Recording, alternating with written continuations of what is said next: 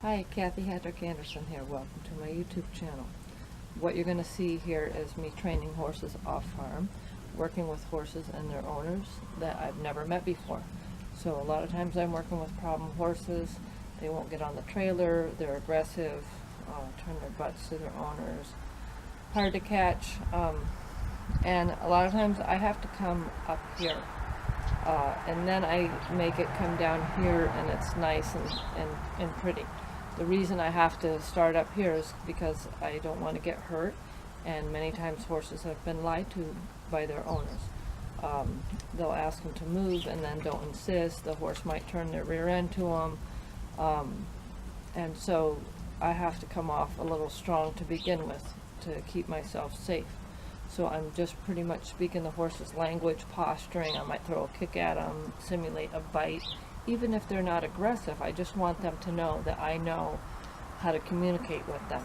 Imagine if you went to a foreign country and you didn't understand the language. People are talking to you, you're trying to talk to them, and there's no communication. Pretty soon you'd get frustrated, angry, and you just stop trying to communicate because nobody's listening to you, nobody's understanding you.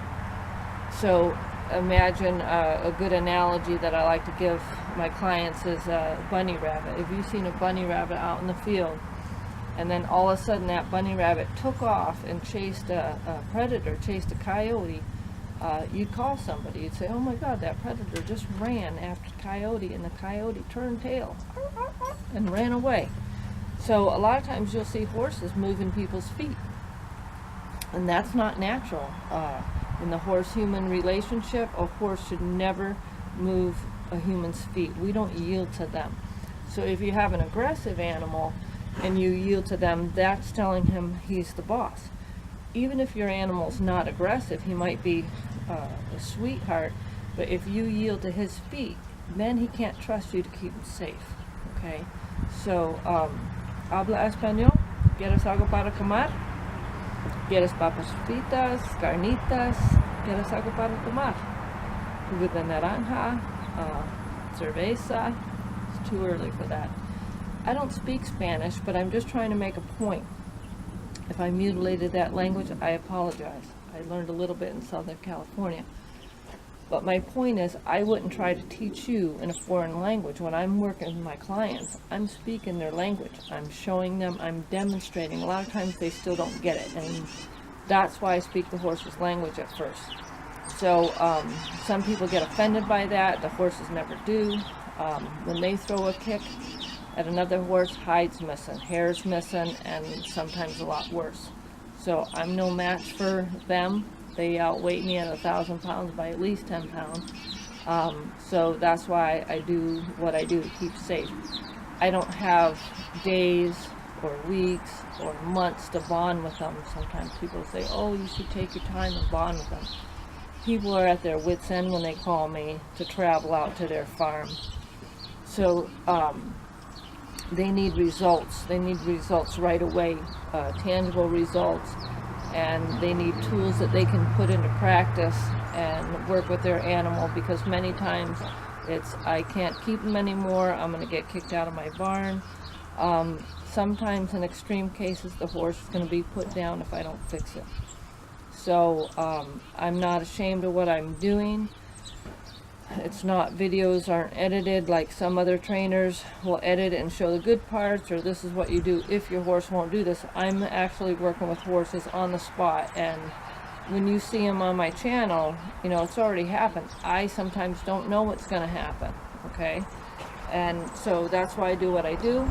I thank you for watching. If you came to my channel to pick up a tip or two, if you don't like it, there's plenty other channels that you can go visit.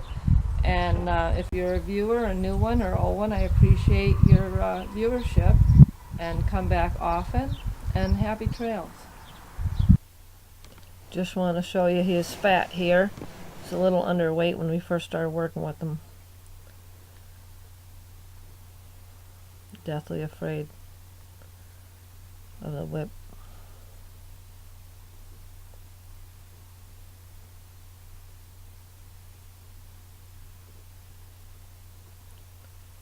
So I want to rub him when he's still. I want to retreat. before he kicks out, but if I can't, I want to keep that whip on him till he stops kicking. So I'm holding it and then take it away when he's quiet. So I'm going to rub him, take it away if he doesn't move, a few strokes. But if I can't get that window, I'll try to keep it on him.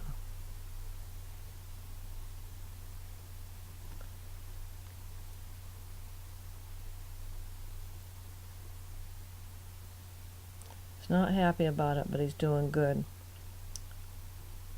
So the leg on the other side, he wasn't expecting that, and you can stay safer if you're on his near side and do the one on the off side, but you can get kicked. This horse is not mean. He's fearful. He obviously doesn't like it, but when we were leading, I noticed he kicked out at his new owner, and I said, uh-oh. Didn't look like viciously, just when the whip touched him down there, he kicked out. We need to use a whip in a lot of situations to train a horse or retrain a horse. So obviously this could be very dangerous if a rope falls down by his back leg and he's kicking to save himself. Funny thing, I called this former owner and asked, and told him what we found when I touched him there, and did he know why the horse was like that, and said he couldn't think of why, and that he'd never been abused with a whip. And so I was trying to troubleshoot and found out at the end of the conversation he just nonchalantly mentioned, oh yeah, when he belonged to another girl was riding him, I guess he leased him out, but for a while, another girl was riding him and tied him to a chain link dog kennel fence, and he took off at that fence like he was driving. Here I'm just showing that even though he's really reactive with a whip, that he'll still, after all that, let me pick up his feet and not try to kick. So we worked on it. I visit this horse every other week, sometimes every week. We didn't work on it every time, because sometimes I'm working with the other horse. But we worked on it, and you're going to see an update of how much better he's become with the ropes around his legs. Anyways, back to the story. He said, oh yeah, he was like he was hitched to a cart, running around, kicking at that fence at a panel. So imagine this poor horse was dragging that chain link fence, and he never made the connection when I said, why is he bad around his legs? Oh, you think that might have something to do with it? I said, yeah, maybe so. Anyways, he's a home-raised baby, and gosh, I don't know how old he is. I think he's 10. But he can be fresh, very smart.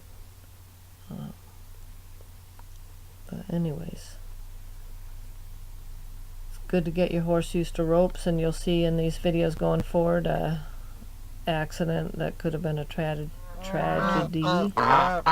with a horse getting his foot in a rope, because of course so people, why you gotta touch him there? Why do you use whips? Shouldn't use a whip. So this is just recent, February 2019, and just pulled out of the pen and tacked up, so he wasn't worked with or anything, and I was just really impressed with how calm he was. Here I'm using steady pressure to drop his head, because he's still holding his breath a little bit, and just so much better. He also gets his back feet worked with by his owner, that's on the Palomino back there, because he's got scratches on the back there.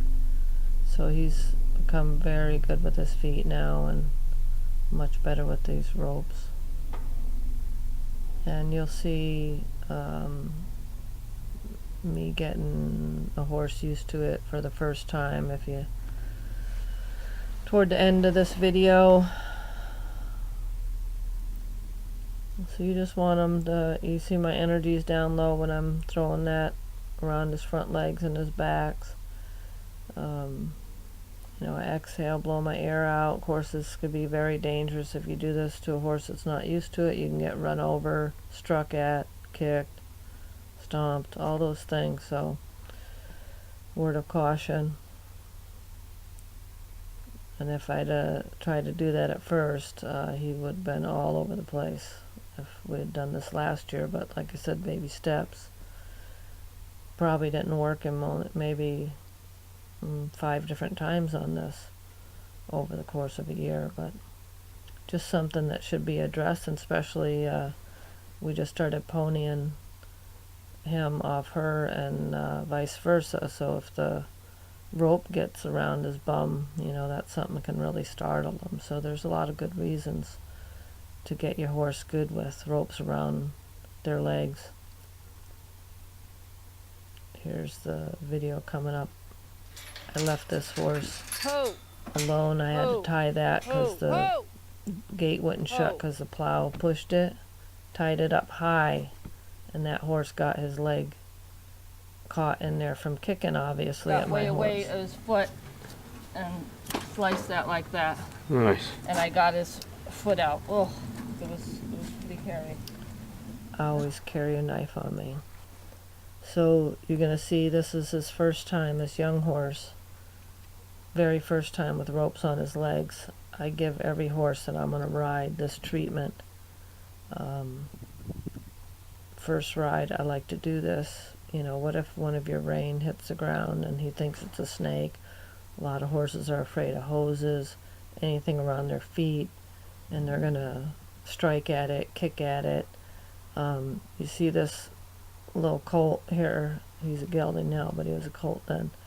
He didn't want to hurt me. He respects me. I got a video coming up, some footage of a horse that one of my clients had bought, and we sent him right back because he tried to kick several times. He kicked at the vet check, and then you'll see in the footage my very first time working with him, and I did everything I did when I went to check him out, and he kicked very aggressively. He went back. I don't want to own a horse that wants to hurt you, especially if it's that he's out for blood, as that horse was. Unlike the leopard appy, he was just fearful, so that I can deal with. But a horse that thinks it's okay to kick a human or feels he has to kick one to save his life, he's had some pretty bad treatment to behave that way at I think he was 5 years old, but that's not acceptable. I wouldn't take a horse like that for free. It's not worth it. Some bad training there. I meant to crop this video and I didn't, and now it's too late because I've already narrated, so it's not much longer, but he had his first saddle, Western saddle. I put an English one, and then he was getting a bridle on for the first time, even though he is just a pipsqueak here, because I'm going to start to ground driving him, so if he ever gets big enough to ride, all that will be done. So, okay, next up is a horse that I had in for training a long time ago, and again, because I'm going to ride him, I need him good with ropes on his legs.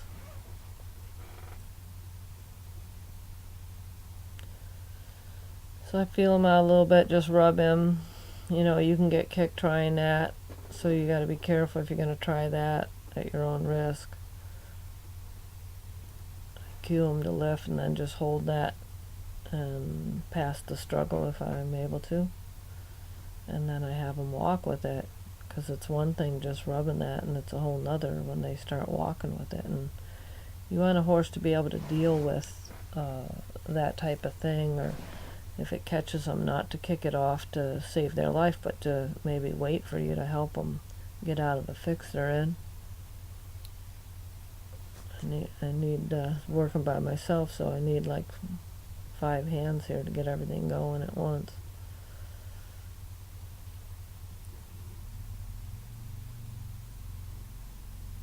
Now I'm really happy with that reaction with the ropes. And then here's with the carrot stick. And yeah, it's not orange, it's a cheap version, and you can do a lot with it. You can stay safe. You know, a lot of people gag at the thought of doing that Pirelli work, and I'm not a Pirelli person, but there are a lot of good things that can be done with this stick here, because it can simulate the feel of a hand. Not a hand per se, but it's stiff sticks so I can reach back and rub the hindquarters or touch it on their back leg when I'm not using the string on it. Instead of putting my head at risk by getting my hand down there, I can use this stick and see what the horse is going to do. And then, of course, doing what I'm doing now, you know, you can't do that with a regular whip. So it's a good tool to have. Then here you're going to see the naughty horse. And another and he does it again. I had forgot about it, and I just got this video here. I did it in slow motion. You'll see I'm going to do the same thing. I asked him to trot. I reached back there to tag him in the hindquarters because he didn't, and that's what he came back with. So he went home. Good thing we had a trial on him. And then here's my baby horse. Same thing.